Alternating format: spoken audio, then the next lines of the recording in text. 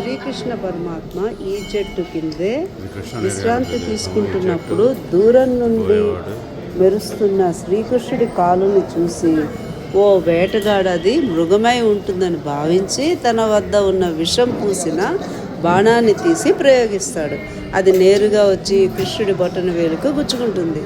విషప్రభావం వలన కృష్ణుడు కన్ను మూస్తాడు. మరణానికి ముందు బాణం తగిలిన తరువాత శ్రీకృష్ణుడు సోమనాథ్కు దగ్గరలో ఉన్న హిరణ్ నదిని దర్శించినట్లు చెప్తుంది చరిత్ర. దీనిని 5 పంచాయతీల విలీనం అంటారు. హిరణ్ నది వద్ద ఇప్పటికీ శ్రీకృష్ణుడి పాదముద్రలు ఉంటాయి.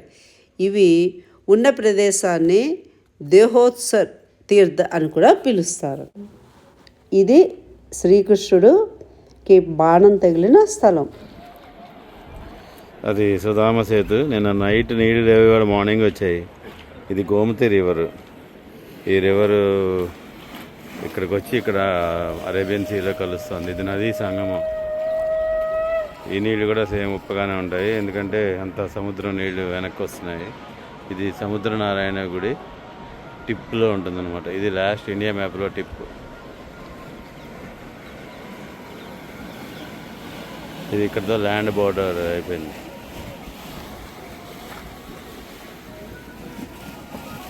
చాలా పెలికన్స్ ఉన్నాయి.